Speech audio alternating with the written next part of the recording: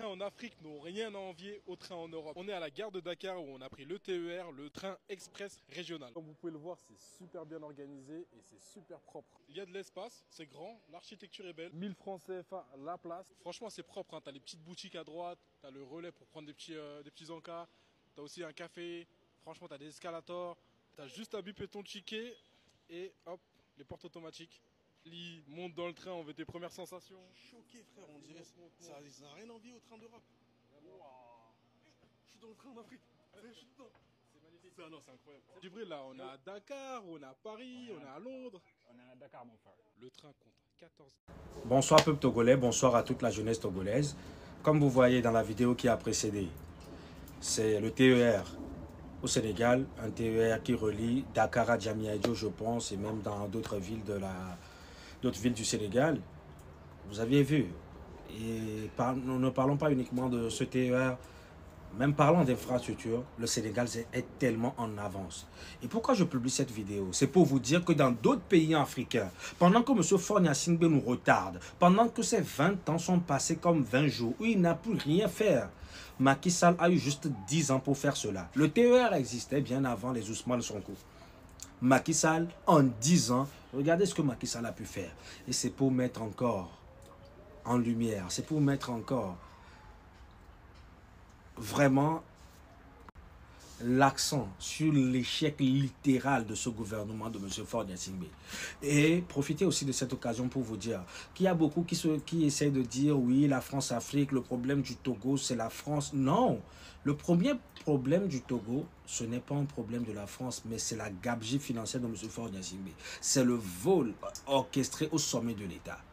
C'est l'injustice sociale, c'est l'envie délibérée de vouloir voir son peuple souffrir, une envie sadique.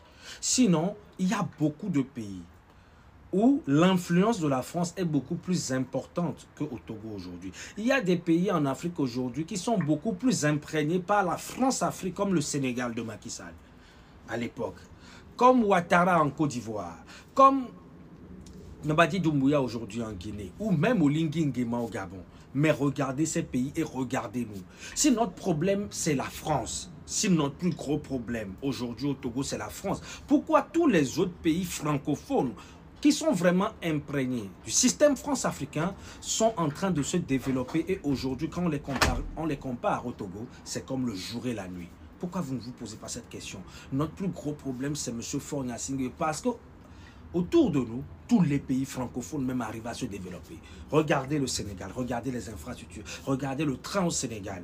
Je veux demander aux Parisiens, aux gens qui sont à New York, est-ce que quand vous voyez ces trains au Sénégal, est-ce que c'est différent des trains que nous empruntons ici en Occident?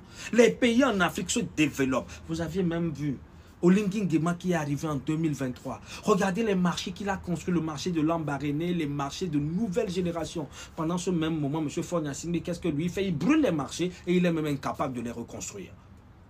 Il est incapable de les reconstruire. Dans le même moment où Patrice Talon construit des marchés de dernière génération. Patrice Talon construit le CHIC, le Centre Hospitalier International de Calavi, construit des hôpitaux de dernière génération. Où tous les pays francophones aujourd'hui, même le Bénin, la Côte d'Ivoire, le Sénégal, le Gabon, des pays qui sont vraiment imprégnés par la France-Afrique, regardez leur niveau de développement et regardez le retard que nous avions eu. Notre retard, notre plus grand désespoir. Notre cancer qui nous gangrène aujourd'hui, c'est M. Faure Gnassingbé. Parce que quand vous regardez à côté, on a des pays francophones qui s'en sortent largement mieux. Regardez le TER au Sénégal, le métro qui va bientôt arriver en Côte d'Ivoire. Mais ces pays, c'est des pays francophones. C'est M. Faure Gnassingbé même qui est le canicula des tropiques, qui est arrivé au paroxysme de l'incompétence que l'on peut connaître depuis les 20 dernières années en Afrique. Merci beaucoup.